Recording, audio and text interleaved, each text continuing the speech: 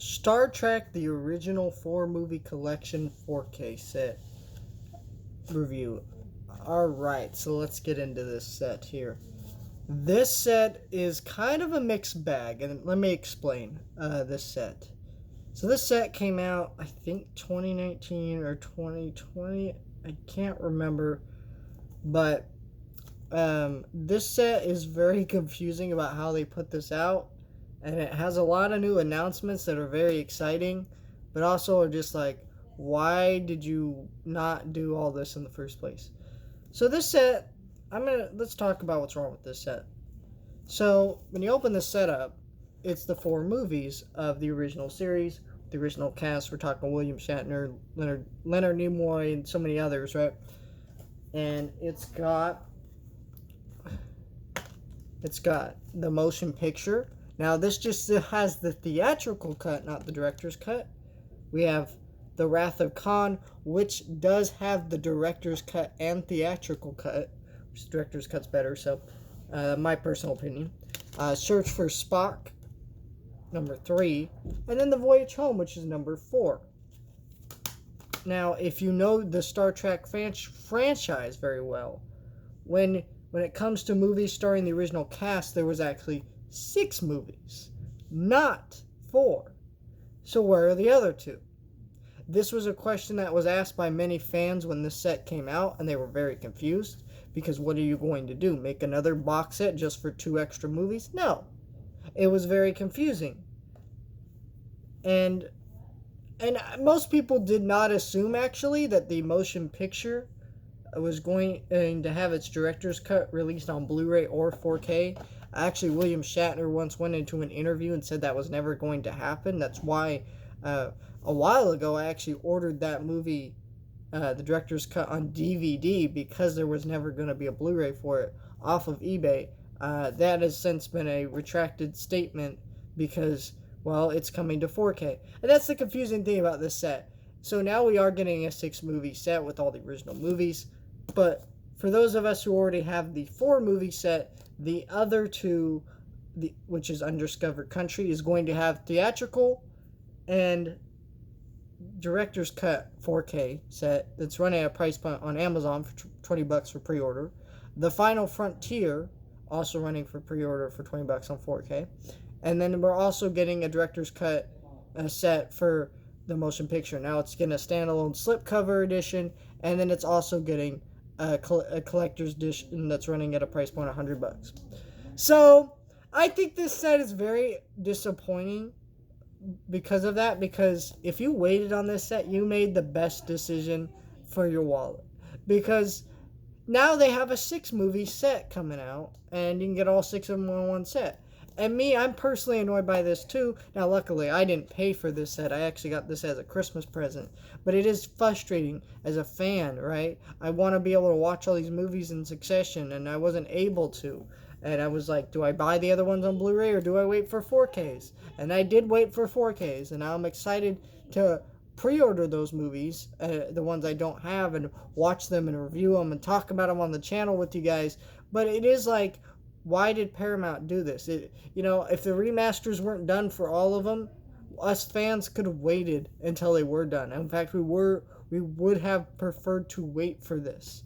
It was just very insulting as a fan to just see that go down. And I think that you definitely have the right to complain about this. But let's get into the quality of these 4K masters so I can tell you if that next set coming out in September is actually worth getting. Because I will tell you this, it definitely is. No doubt. So the motion picture, the theatrical cut, I'm also going to review the movies a little bit. The motion picture was the first Star Trek movie. It came out in 1979. It came right after Star Wars and stuff. It's kind of interesting when you think about it, because this is such the opposite of Star Wars. Star Wars is a bombastic, epic adventure that's exciting and has lots of action. This movie's very slow. In fact, it's famously, by a lot of people, considered one of the worst Star Trek movies because it's really boring. I don't find it boring. I just find it less engaging than the other ones. It's still a really good movie. James Horner's score for this movie is amazing. The cinematography and the effects are just awesome, and it's a really nice reintroduction to these characters from the original series, because the original series aired in the 60s. It was only 3 seasons. It ended at that point, and someone had the idea to pitch it to Paramount and say, hey, why don't we bring this as movies, because there's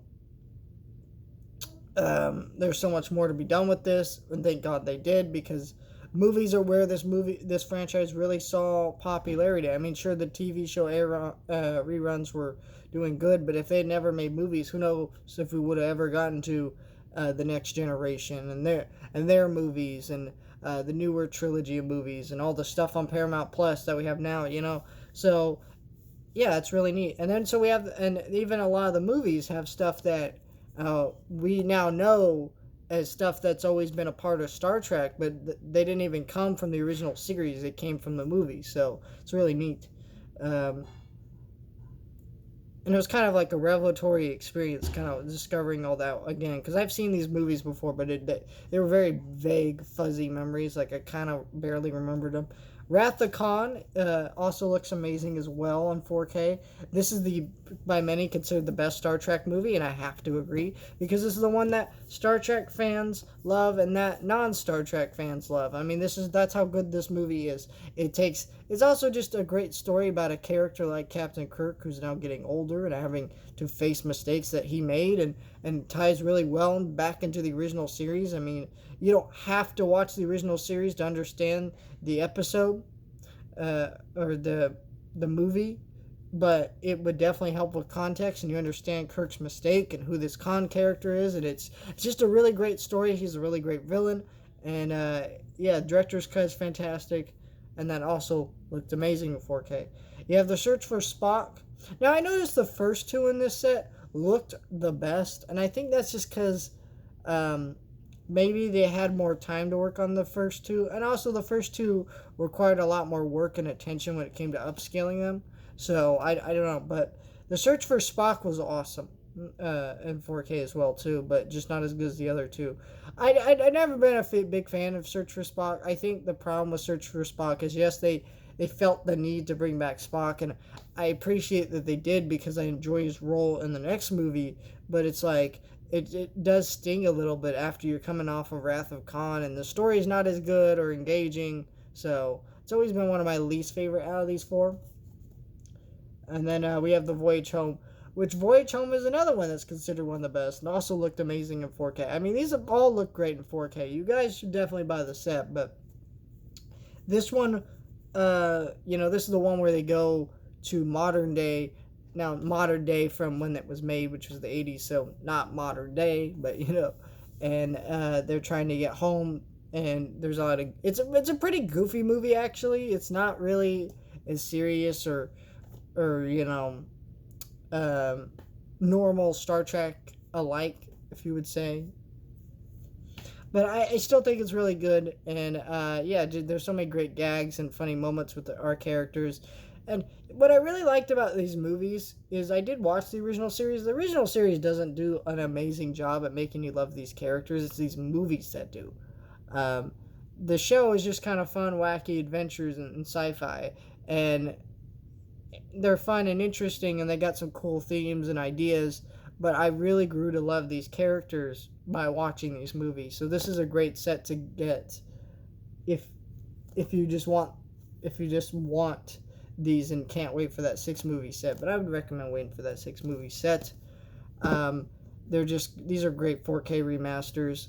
I can't wait for the rest of them to come to 4K. Hopefully, when the Next Generation movies come to 4K, they don't pull this stunt, because I think it definitely left a lot of people very angry and burned that they did it this way, and I don't know why they did.